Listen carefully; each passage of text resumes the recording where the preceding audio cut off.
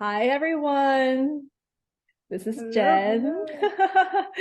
hello. We're so happy to see you here. Monifa and I, finally, we are getting together and then we're going to dive in today with you guys about our highly sensitivity as empath and also multidimensionality.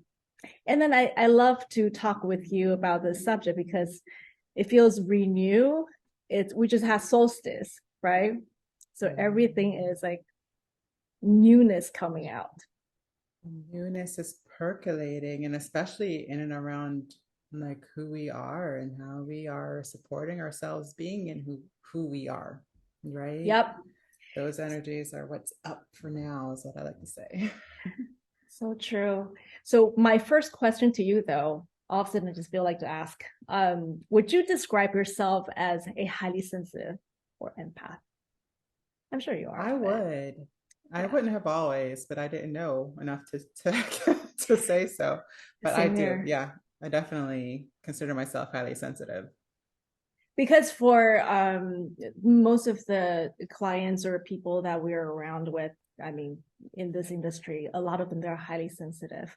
And highly sensitive, I see them, or me, you, I mean, I see we are all very much feelers. We feel sometimes overly of other people's feelings and we get overwhelmed sometimes. And not to talk about empath, they have that capacity of being empathic, right? They not just Mm, feel for people, but they feel with people. yeah. Yeah. Well, it's for me, it was the confusion, right? There was some part of me that thought, oh, if I can just make the pain go away, then we can both feel better, right? That was Hmm. really the goal in the beginning. It's like, we'll just soothe everybody so that I don't have to feel all this, you know? Yeah. And Yeah. then it didn't work, right? Because Hmm. eventually you're just focusing on everybody else, and then you never feel comfortable or safe or right. And so it gets more complicated from there because for me it caused energy issues. Like I was losing energy, I eventually lost my health, right? It was like a whole slippery slope there. I want to talk to you about your own journey then your own journey of how did you find out that you're actually a highly sensitive empath and what are some of the obstacles and challenges that you were facing, and I'll join you whenever I just feel the pull to. Well, for me, it was, I want to say around the 2016 when I started really Mm. getting into some of the information about like energy healing and kind of other things that weren't logical, degree bearing ideas, right?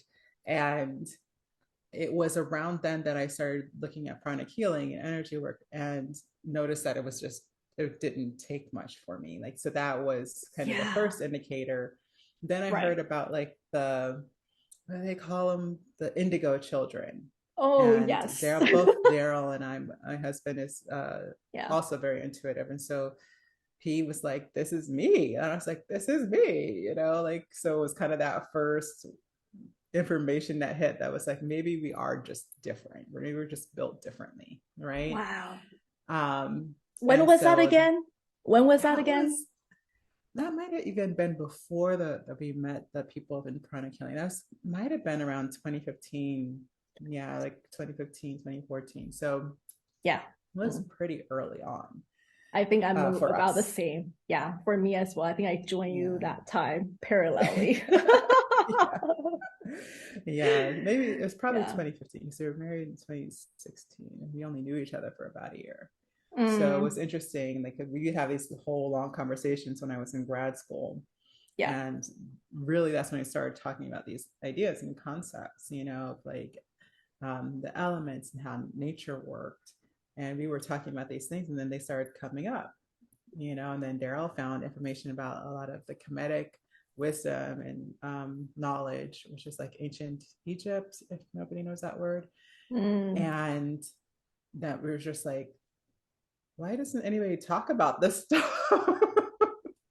because it Yeah. was a whole new kind of logic. It's, Yes. Hermetic, a lot of the as above, so So below. below.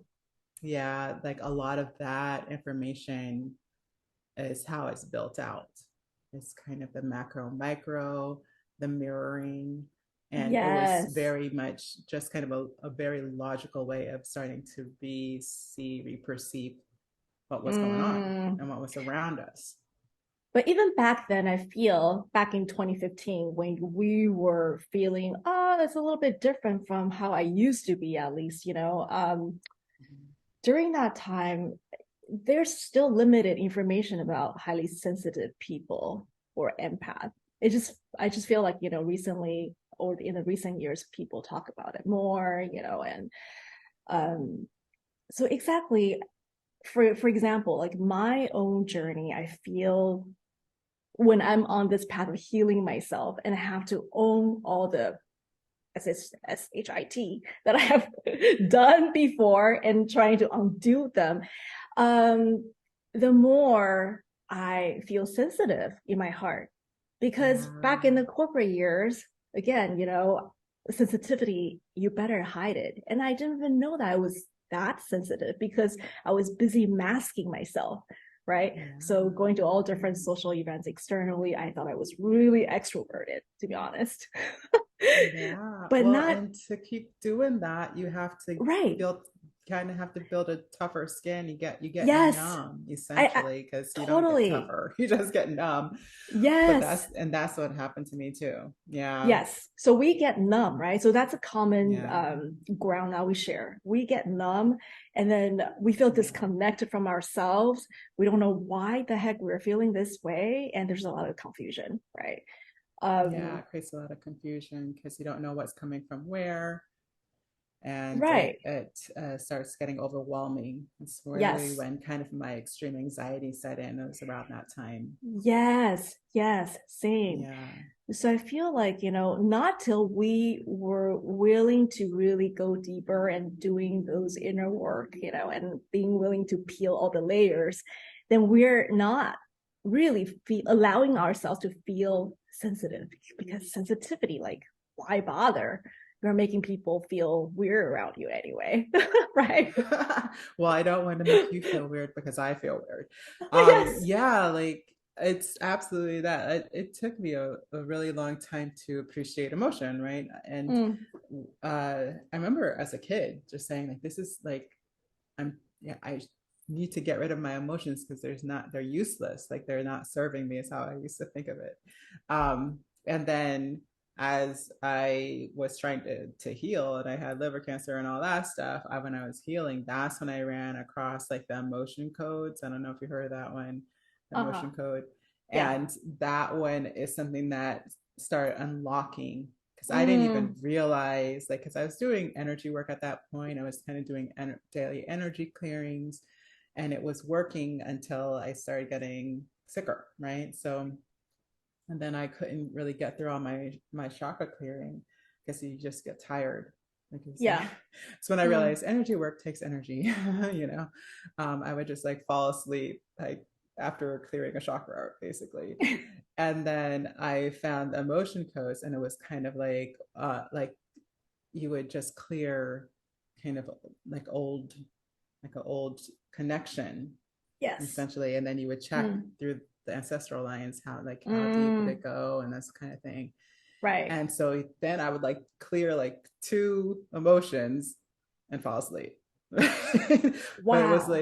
it was really deep work. But then it was not even just that. It was like not just falling asleep, but like for days afterward, I would just be tired. Um, and so that's when I realized emotions were a thing. And then they turned back on. Like my emotions all of a sudden were available, and now I'm feeling all the things. Now I'm just more tired. Yeah. But Wow. that's it did. It was like a process for me because I was pretty shut down. I Mm, mean, to get that sick, you have to be pretty mm. shut down if you don't know what's going on, right? Yeah. So true. Because I'm reflecting of my, my own path. It's like not till I really understand a little bit more about my construct in my astrological chart, I didn't know that I have my moon sitting on my ascendant. Ascendant is all about your body, your physicality. So Mm. emotions basically I'm wearing as a jacket. So sometimes I'm just taking in people's feelings just like a Yeah, jacket and I wear it interesting. everywhere and I have no idea why am I feeling It's like so pollen. It'll just jump on intense. you and go with you. Yeah. Pollen. Yeah. Yeah. Spring. I know. And yeah, so I'm just like, how can we as empath that we're feeling more and more and more, especially we're in the service for the greater good, right? Let's say we're serving not only ourselves, but we're hoping to also serve more people who's also on their path of finding their true selves, their authentic selves. Then that actually requires us to use our sensitivity in a drastically different way rather than saying I'm too sensitive. That's how I used to Mm, look at my sensitivity. I was like, oh my god, here is something I can't overcome. I look at it as a weakness, you yeah. know. Yeah, me too. For a long time, it was only a weakness for me. That's how I Yeah. perceived it, and I don't know if it was too far from the truth because, like, it's kind of this idea of how I think of the movies go, like an untrained magic, like, and it is. That's what it is. It's if you don't know what you're doing, but that doesn't mean that the power of it goes away. It just means that it's untrained and you're creating things you didn't know you created, and like shooting sparks Mm, where you don't know you're shooting sparks. And it's so interesting because energy does work that way, especially communicative energy. It's like if you are speaking into a situation trying to, from the fear of explosion, then it's very easy for those words to create the explosion. And then you know and then we think, oh, I was just trying to calm you down, I didn't mean to upset you more. And then uh just yeah. my sound effects. But yeah, like it's very easy, like because if your talent, if your magic is to initiate, then you're gonna Mm-hmm. throw sparks without knowing that you're throwing sparks.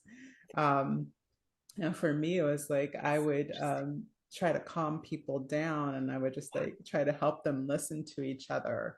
But it would always end up being like I somehow was going to take somebody else's side because I was speaking up for them in a way Yes. that I thought would be Wow. clarifying, right? And I was just like, yeah, no, I'm not trying to take sides, but if I have to be perceived as taking sides, I'm gonna go to the side that's easiest, like the one that's righter. I'll just go over there.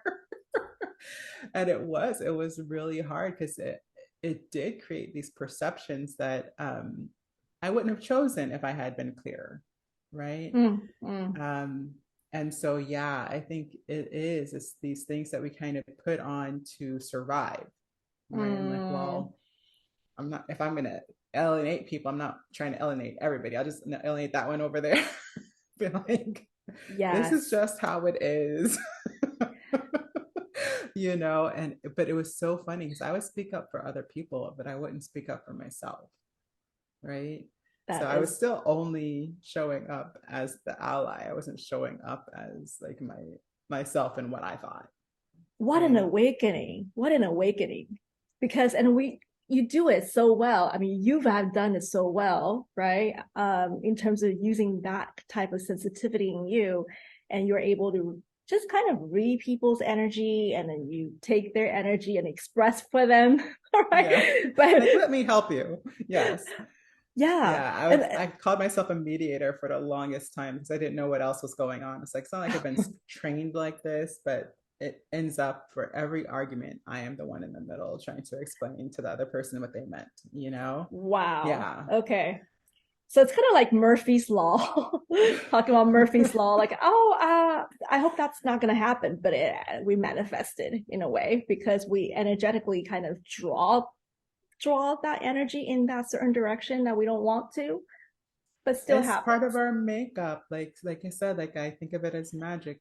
We are set up for certain power. right? Totally. Like, so we're Yeah. set up for certain power. If you look at astrological charts and you're set up and kind of how we connect as humans, and there's literally a part of you that attracts things to you. And what's being attracted to you is what's missing your element, right? Mm, And mm. so if we're doing it unconsciously, and often if we're unconscious, then we're also in the shadow about it, then we're kind of drawing these situations that is exacerbating the Yeah. magic without the gift, right? Without, I think of it as the gift because I use gene keys. Because the frequency doesn't change, but the vibration does, right? Like, you're Yes. still using the same gift. It's just like, is it being represented in the shadow, or is it being represented in the Okay, sorry, technical glitches. But let's come back to, I want you to no just worries.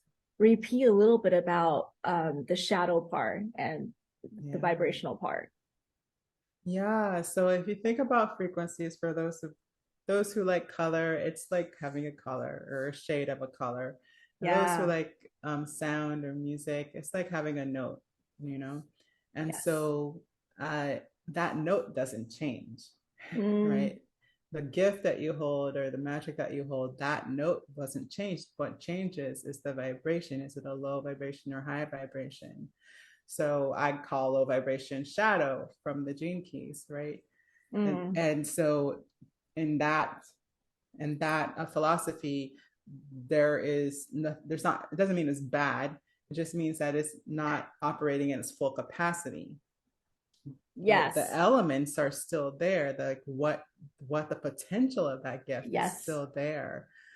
And so when I was trying to play mediator and I was trying to like calm everybody down and not make sure nobody's feelings were hurt and all of the things, it just looked like juggling and then suppressing my own feelings, and then kind of unconsciously suppressing other people's feelings so that they didn't hurt other people, right? Yes.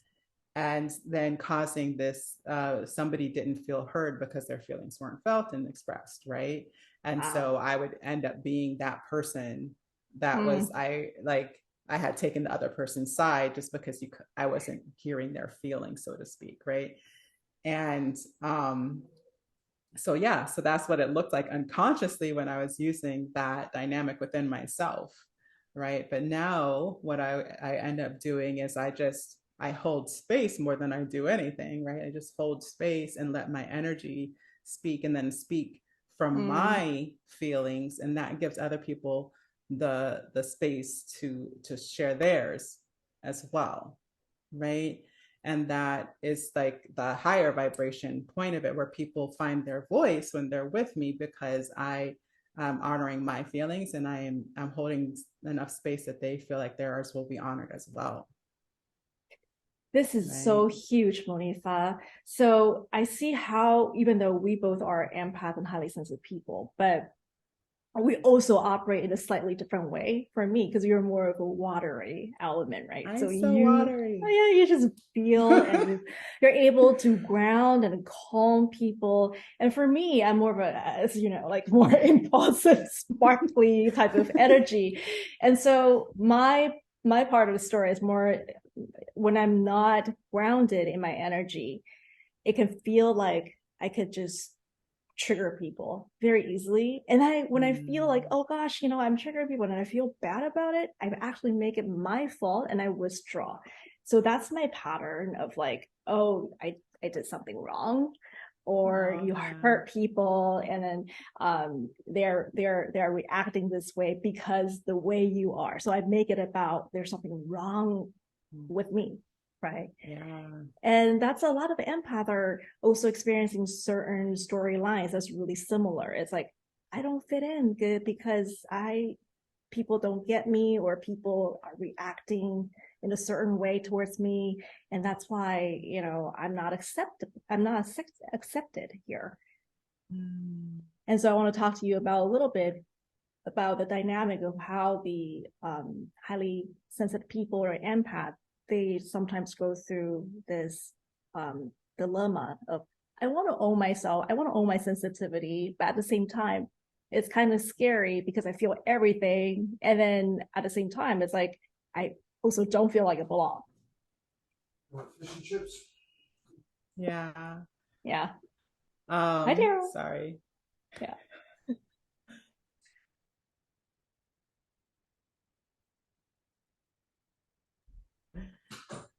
I forgot to put up my sign. Don't worry. Yeah, so absolutely. That's part of what happens is that because we don't know why these things are happening, because that's why it's unconscious, not because we're like slow or anything of the kind, right? It's just because we don't know that these things are echoing in these ways, and we don't know how it happens to us or when we're around, right? Yeah. And so what we do is we start trying to be the Shapeshift. thing that won't make that happen. So we're like, well, if maybe I'm Yes. like this, that won't happen. Or if I show up the right way, then it won't happen, right? If I do it the way they expect, then it'll be fine, right? And I know that again, that was for me for a long time. I would just kind of, like you said, shape shift into whatever the what do you call it, the surroundings were at the time, whatever the societal cultural expectations or the conversation, I would just shift into that one. And I was just saying this earlier, it's like I feel like a lot of empaths are that they are natural chameleons because they've learned to Yes. blend in and survive wherever they are, right? And so that is kind of our habit. After a while our habit becomes blend in, survive. Right. And Right. that's it. That's how we get even more. We a lot of times you get to the place where you just don't feel seen, you don't feel heard, that we're not accepted, that nobody will accept us. That becomes like kind of self-verifying story because we're like, well, if I just be Yeah. more the way they expect me to be, then I'll be seen, then I'll be heard, then I'll be Yes. right. But it's like just kind of constant backfiring because essentially it's the complete opposite. Like we have to be completely ourselves, and then the people that are interested in that kind of person, they can't get rid of them after that. Like they just kind of like, hey, this Yeah.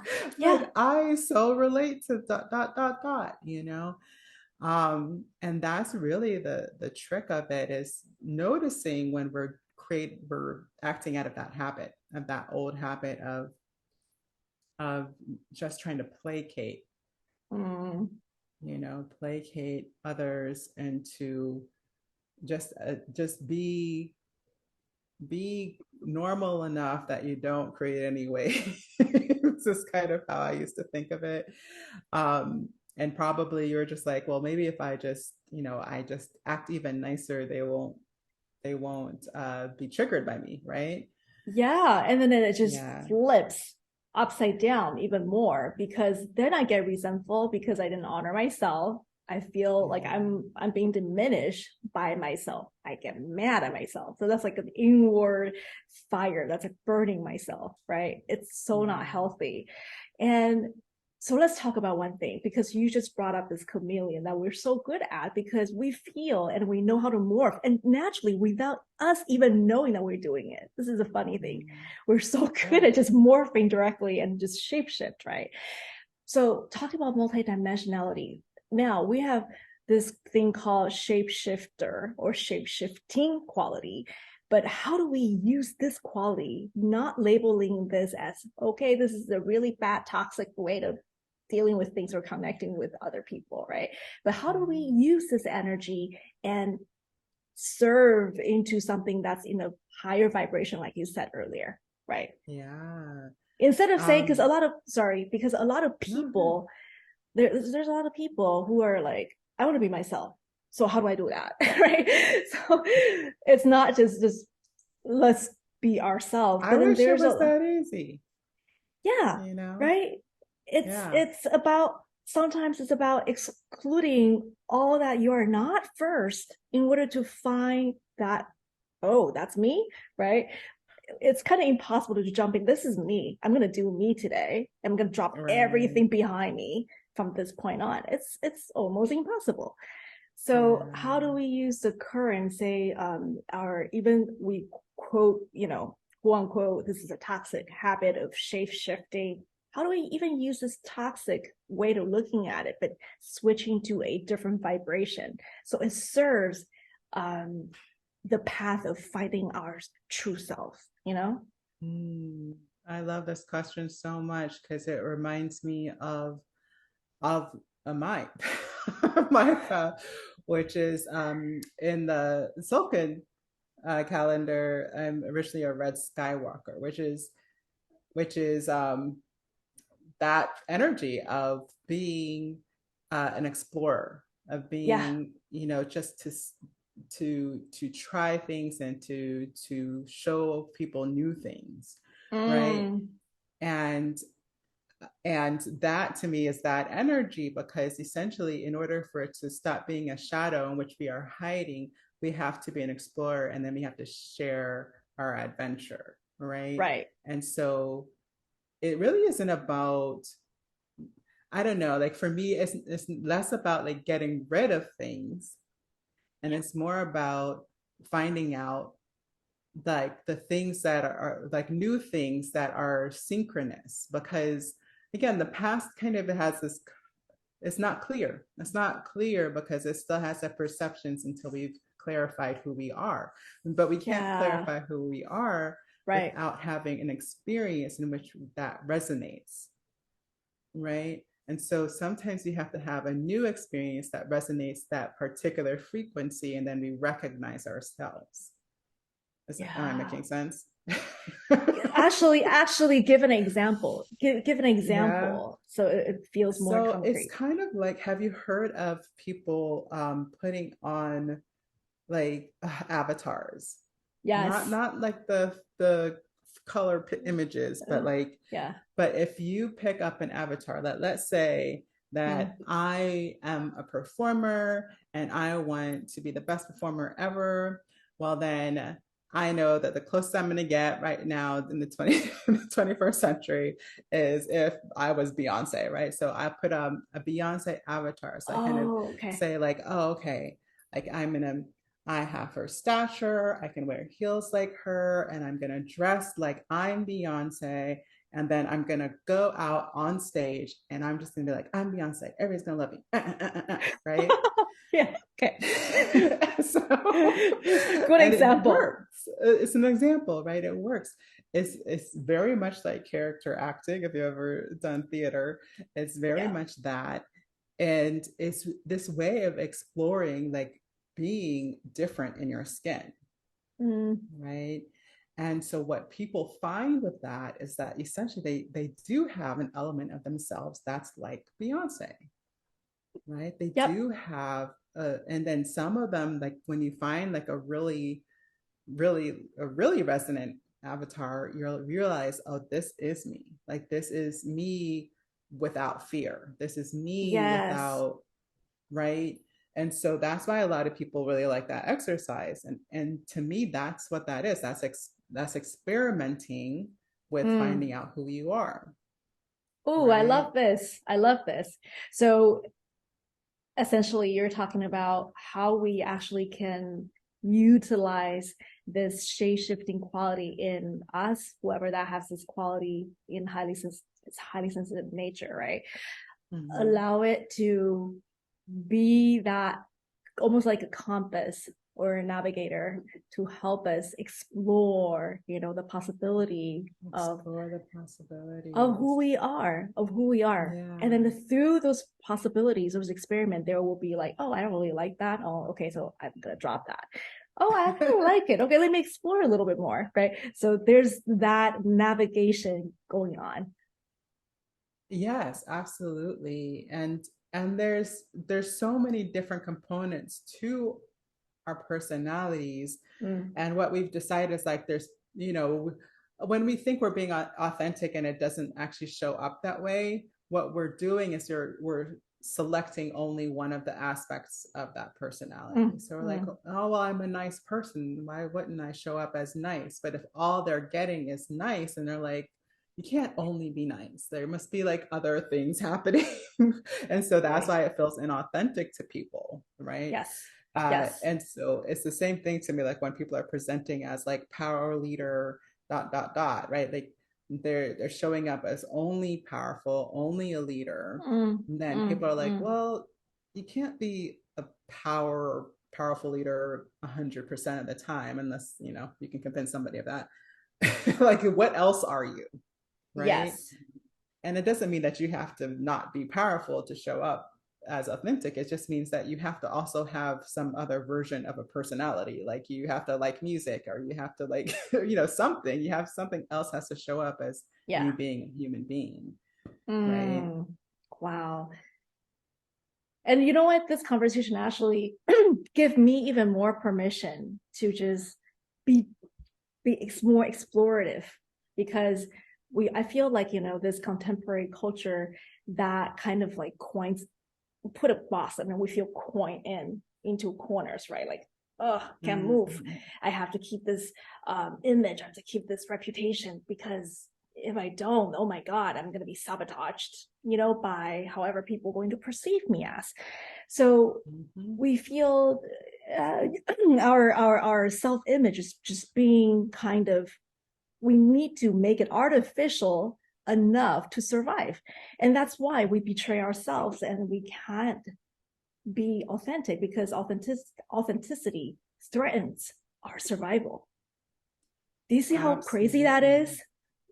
It does though, because the more you show those different facets, it gives people points Yes, yes, yes. to point out, right? Yeah. Well, if you do like that, then you must think this, and then therefore we can't trust you, because like that was my biggest fear for a really long time, is that if they knew that dot dot dot about me, they wouldn't be able to trust me in the same way. Um, which is, you know, it's Valid. It's valid crazy, though. It's valid. but it is very valid, you know, Right. in the US and our culture, like being African American is already a strike, right? And so if they can't put me into the good African American pile, you know, this is, Mm, you know, probably uncomfortable for some people, but it's true. Like if they can't put me in the pile that says, oh, well, that's a good one, then it's very easy to vilify me or not be able to trust me. Right. right. And Right. you know, we're taught this from a very young age, right? Mm, So you have mm. to be a good Christian, and you have to you know, not be one of those that show up late all the time. And then you have to be like all of these things that prove that you're one of the good ones and not a criminal, right? Because that's the only kind of ways those they see, right? And so for a long time, it was a matter of safety, Yes.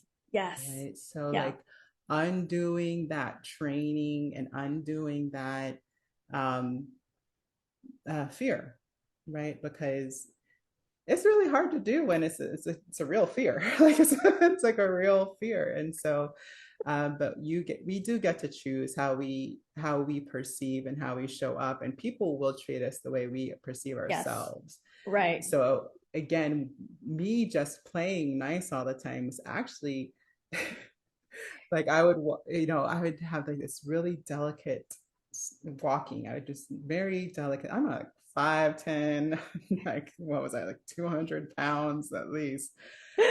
Like, what am I doing tiptoeing around in this body? Like nobody is not you know, but I would chameleon, I would blend in. And so I'd be walking down the sidewalk, and then, you know, walking up behind somebody, you know, they would get startled. Like, oh, oh, yeah. And like, and then I would take a friend because I'm like, oh, you know, do I look mean? Do I look like somebody you should be afraid of? Right. But, you know, and I'm thinking, is it because I'm Black that you're afraid of me? Because these are the stories that we've been told. Right. Yeah. And it was really easy to like just let it mean what that means. And then Oh. when I walk outside, I walk with some authority. I walk in the Mm-hmm. fullness of who I am. And like of course, in doing that, now people do see me. They do see me coming. And but it's not a, oh no, Black lady. It's Oh it's my like, God. oh hey, I didn't know you were in the neighborhood. It may be a little surprised, but Wow. it's not scared, right? Yes. But you see, like how I was walking before was my fear energy Yes. being projected back to me, Wow. This right? is so good, And Monifa. so Yeah. it's so important for us to start recognizing like who we think we have to be, and then especially when it's happening that way, like the one thing you don't want to show up as is how people are perceiving you, and then you got to ask yourself some questions like what am I projecting, where am I coming from, Mm, you know it's mm. so much bigger. Like I've had this conversation constantly this first few months of the year of what I do. Like, so we do talking about voice, or talking about communication, or talking about singer, or we're talking about speaker. And I'm like, yes. Like, yes, and all of it, but actually the most important element is resonance. Like how are we resonating in our field? Where are Yeah. we coming from? And how are we conscious or unconscious of that? And how can we increase um, the frequency or the resonance that we want to Hmm. have with people instead of the ones that we were not looking for, right? This is just so not only good, but it's so important because what you just said, even though we're from different culture, we're from different, not to talk about how far we are from each other geographically, but I'm just saying how Yeah, like I know, I right? can feel when you're talking about the movement, like you're so careful and watchful for every move that you're, walking on the sidewalk. I'm like, yeah, that felt like, I was walking on eggshells myself too. Yeah. When a part of me that I sort of like, bury it aside, no, I don't want to look at it because people are going to reject me for that. So that part eventually just get exposed in a very unexpected way anyway. So why bother to just do this motion, to hide it so carefully. So the part of me, remember, and you know me very well. So the psychic medium part of who I am, that was being buried for many years. Even though I knew I kind of felt weird when I was back in the corporate, but then I was busy masking, right? So I didn't bother to even look at that, right? I Yeah. don't have no quality of trying to connect with spirits, right? That's insane. Like, Are you talking about don't it? don't mind me. I'm not connecting to Yes. spirits over here. Yeah. Yeah, exactly. So, but then this part of me, when I don't acknowledge within, then eventually I'm blaming others for the part that I don't do for myself. Like you guys, don't reject Yeah. me, because this is sensitive. Yeah. No, they're just my mirrors. They're gonna mirror me back. Well, the part of Yeah. you that you don't accept or embrace, you're not being accepted. That's how you feel about yourself. Yeah. About yourself. So if you pre-plan that, exactly that. So like, yeah, you pre-plan that, well, they're not going to accept me because I'm different, then that is what's going to show up. Totally. And Yes. that's what I was talking about, like misusing our magic. Like we really do, like we're making these things happen. And empaths are quite powerful. So if you set up that mirror, It's gonna then project that's out. exactly what's going to be projected back to you, right? Like it's Yeah. um and so yeah, it's usually the one thing you hope will never happen is what happened. I've seen the strangest things. I've done, I don't know how many lives on the internet and Facebook and all the things, Yeah. and I'll see somebody who's maybe done two, maybe one, like maybe two lives. I've seen people do it even on the first live they do. And somebody Okay. will show up and like start spamming them or doing something weird. And I'm just like, like, how does that happen? Like, I've never been spammed live, Wow, that's right? crazy. So I'm like, how, and then you talk to them like, oh, it's, and they're so rattled by it. It's the one thing they were afraid of was that like somebody was going to come on and like curse on their channel or something weird, right? And I'm just like, that's how powerful we are. Like, we call these things in Oh my all gosh. the Yeah. time. Yeah. I remember I was in a whole group that we would go live and support each other. And it was really interesting. It just was really interesting, like who was getting spammed and who wasn't. And it wasn't because people like other people better. It's because like the energy that was being given off of like straight fear.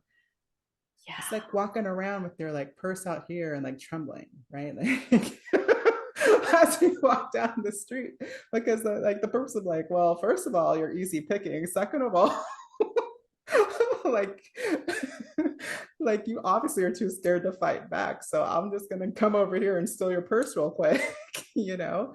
Like it's like you really do. We put out a sense, so to speak, as a vibration. We sense the Yes. vibration. So Because people can again, smell it, literally. People can smell it, you know? I can't agree more because we are energies. I mean, we smell energies, right? Yeah. And Yeah. that's how we vibrate. That's how we vibrate. And so Yeah. when you were talking about again, sorry, I have to come back to the multidimensionality again, because when you were talking about the whole potentiality of who we are, right? And it has different levels, such as that's why Jinky is a really good Mm. kind of like an instruction for us to really get to know different vibration of that potentiality, right? Yeah. And for example, for me, it's like I think this is Jinky number 5. Impatience is my shadow. Mm. Patience is my gift. And then going Yeah. upwards is timelessness. It's almost like, what the hell is that? It's like, what do you mean? We're busy. Right? Yeah. But then throughout the journey of exploration, I'm like very humble by this Mm. because every time when I see myself being impatient about something or somebody or even myself, I know I'm not trusting that moment. I'm not trusting. I want to busy just get out of this place. Right. Yeah. And then so I have to learn how do I use this aspect of impatience and transform it into patience. So using it as a pivot moment to remind myself, oh, ooh, relax, you're safe. So Yes. when I feel safer, I'm able to be just more patient and gentle with myself. And then essentially timelessness is be here, be present. Yeah. There's no future, there's no past, Yeah. right? We So have now. Now is now is now we is have now. now. Yeah. Yeah. And yeah, it's a really beautiful key because it's one of those, like most of my that there's no like some of them have kind of like on ramps into the gift where you can be like, okay, well, if I start doing this, then I'll eventually walk into my gift, right? Mm. um like that one has no on ramp. It's just like either you recognize that you're being impatient and you shift, or you don't. Yes. There's like no on ramp. No. It's like, okay, well, you're mostly impatient, but like you can be patient. It's the most unhelpful thing, but it's true. It's like we can only choose to be. It's kind of like how we can only choose to be happy, like, and then we can figure out ways in which we are happier, but we're not going to get happy by hoping in that somebody would make us happy, right? That Yes. somebody's going to fix it for us. um and it's the same thing here. And I think the hard part about sovereignty, essentially taking on your own your understanding of your own authority and power, is that in the beginning, it's a very much a victim blaming. Like it's a very much, I was just thinking that as I was speaking earlier, I was like, this is such one of those things that they call like victim blaming, because it's kind of like, well, it's your fault they stole your purse. And I'm like, well, no, not necessarily. Obviously, it's their fault for being the asshole who would steal your purse. But Yes. uh but there is a sense of we do have more authority than we are often walking in. And Mm. that's really the beginning conversation. So it feels like, if that feels too much like victim blaming for you at this point, then that's kind of where we want to be. It's like, no, it's never your fault that somebody else does something wrong, but it's always more within your power than it may feel so in the beginning. Mm. you know and you have more options there, you have more power there to direct what's going to happen. I just feel called to share this. So I feel like we're souls in this human body, right?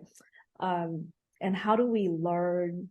How do we obtain wisdom the quickest? Is by embrace the polarity of those darkness.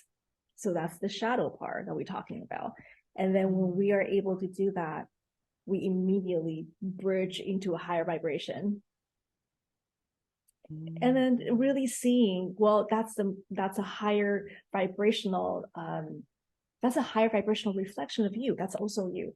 And the lower one, yeah, that's you too. That's how multidimensional you are, right? That's So how fabulous you are. Yeah. yes, and you have the authority, you have the power, you have the inner control to shift all these different states. So when we realize this is like very liberated, very liberating. Yeah. It's very liberating when you realize that you not only have the capacity, but you have the I don't know, like the shift point. Like, the connection between you and your gift. You just haven't focused on it enough where you can be aware of how to shift into your gift. And I see that all the time. It's like, well, I recognize the shadows for sure. You're like, yeah, good, because that's their potential right there. Yes. So are you saying nothing's ever gone right for you? Is this what you're telling me? And sometimes people honestly feel that way. Nothing's ever gone right for them. Well, pick a better day. Pick a day when at least one thing has gone right for you. Like, did you accomplish anything? Do you have one friend? Do you have, right? What has happened? And can you remember the point in which like things shifted, right? Or things that something just clicked into place, and this was, oh, I get this now, right?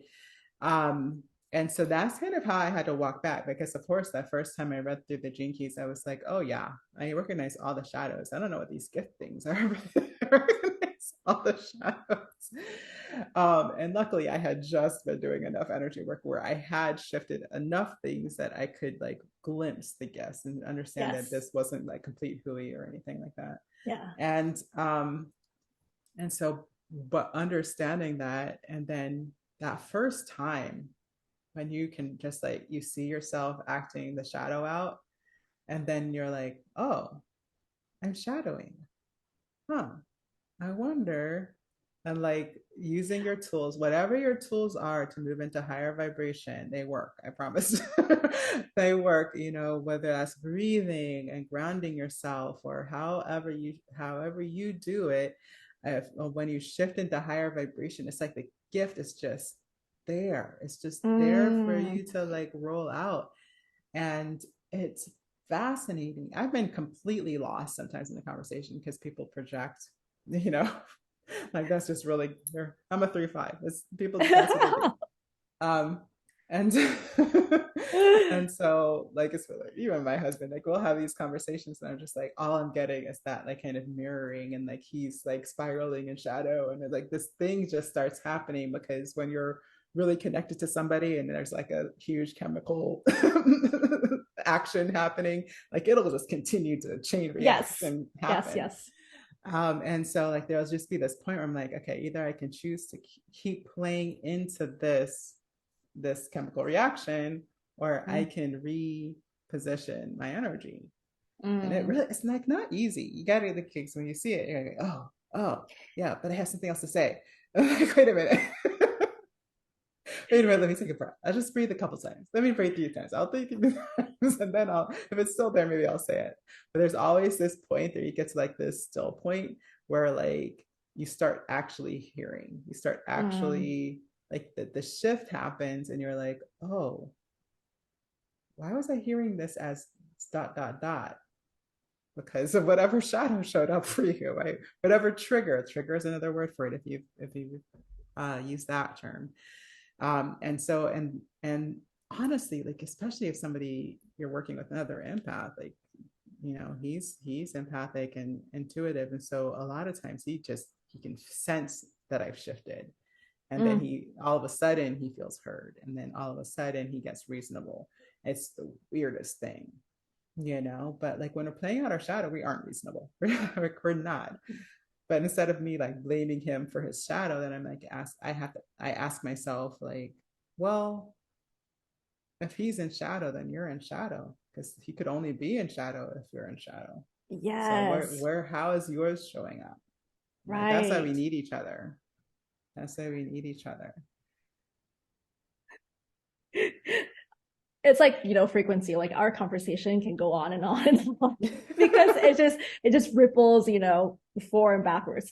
And one extra thing before we wrap up. Okay. So I feel like, in order for us to really connect as ourselves as empath, as highly sensitive beings, connecting with that multidimensionality in order to feel more liberated, what do you think the bridge is? What do you think there's something that can help us to connect more or lean more into this multidimensionality? I think you just pointed out something really good, while you're sharing. Curiosity. Yeah, huge. Curiosity. Like if I'm so like whatchamacallit, like if I'm so firm about this lower vibration of my experience, no, this is true, I am just impatient with people, I can't shift. Yeah. I can't. I mean, this is my trying. Right, I'm always trying. Yeah. This is my reality, and people are impatient with me too, so right, then we are so stuck with the curiosity element. Like, don't you wonder if you actually have a lot of patience for people? Like, are you serious? I'm personally like, are you serious? But it actually opens up, a portal. It opens in a portal, right? To invite, like, oh yeah, maybe that's a possibility. Why not? Why not? Yeah.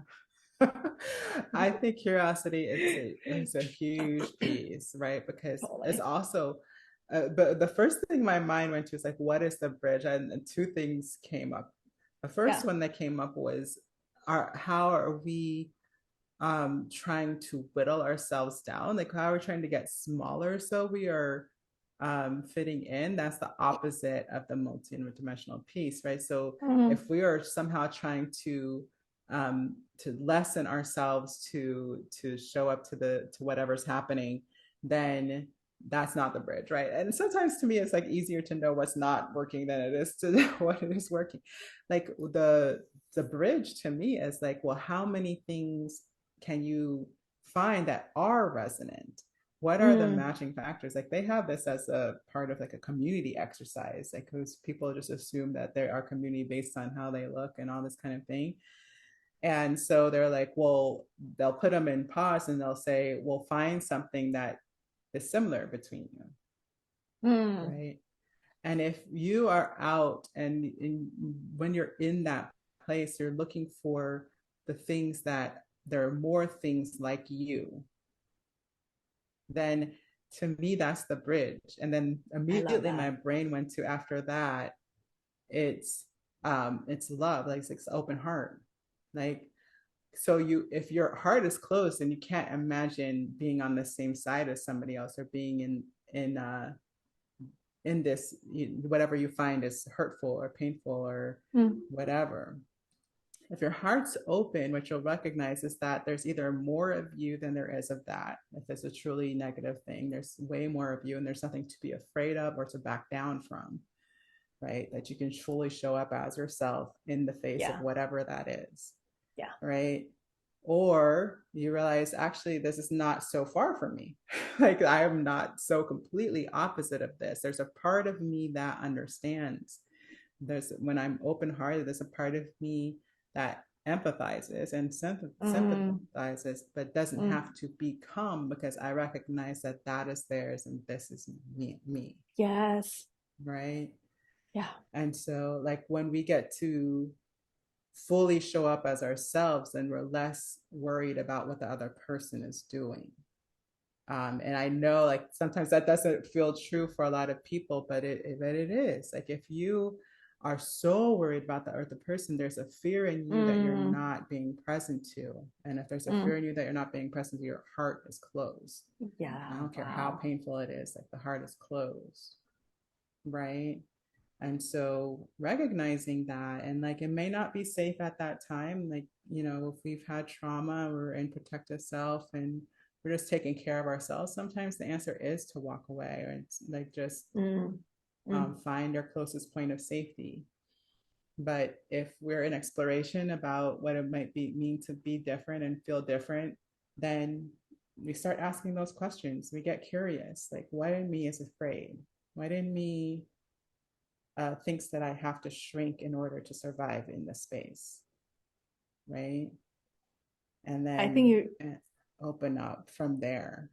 Yeah, I think you really, really point out something very, it's essential. It's essential for all of us as highly sensitive people, empathic. We need to not just set boundaries, because we talk about boundaries, like it's not just a wall, right? Like, I'm going to cut you off, right? But sometimes it requires some discernment, like some people or relationships are in your life, you keep them when, not because you just want to get benefit out of them, but then it's mutual respect, mutual exchange, and you feel respected in the relationships, but only by what? Having a safe place where boundary is. I think it's a guideline. It's not a rule. It's a guideline for different parties to come and say, this is my need. Oh, that's your need? Okay, I see you. And what is yours? And then we get to really discuss about it. And then we operate from there, and we feel, both parties are being honored. And it feels fluid. It feels fluid that way. So what am I talking about boundaries? Yeah, they're checkpoints. They're checkpoints so that you can check in. Like, am I honoring how I feel and what I desire, what I want? Is there a conversation to be had here where, I get to acknowledge vice versa, right? Because multidimensionality, I mean, this is like different aspect of ourselves showing up, right? And allowing that to happen as well, naturally.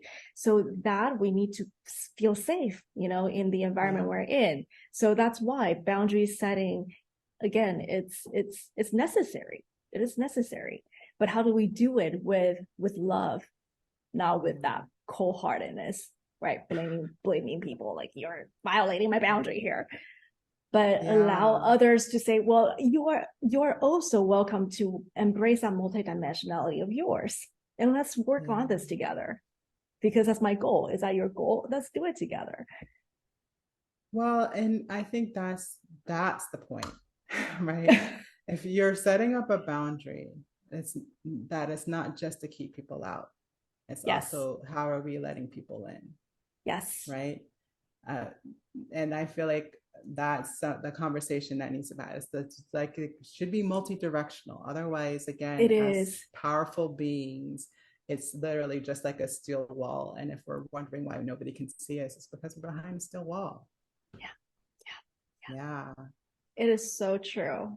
And I just feel like there's so many misconceptions around boundary setting, and some people be like, oh, that's just like you're cutting people off. But that's not just the surface level of that. Some of them you do have to say goodbye because there's a due date for the frequency difference that you don't want to connect anymore. Okay. And there's no fault in either party. But for the ones that are willing to cultivate the frequencies together, well, why not? But let's talk about it. You get to write your own story, and that's what's great about boundaries. Like it gives you like the premises that you want to make sure, like yes, well, this is true for me. Like how it's true for you, and then you get to like create your own little territory, right? So that's what's beautiful about it, is that you can be clear enough to know what you need. Yeah. Such a beautiful conversation. I love this. And so for anyone who's watching here, you identify yourself as a highly sensitive empath. I hope our conversation serves you. And so number one, don't judge your sensitivity. Number two, keep it curious. And so you are able to embrace your different vibrational self through your multidimensionality. Anything else to add, Monifa? Be more you. Ooh. Yeah. Pick up a new aspect. That doesn't mean figure out. Like, pick something up and decide you want to be that for a minute. Be the Beyonce for a minute. Be Beyonce. Take 5 minutes. Become Beyonce. It's totally possible. Oh my God. It's such liberation here. All right, people. Thank you for watching. We'll see you soon. Bye, guys. Bye.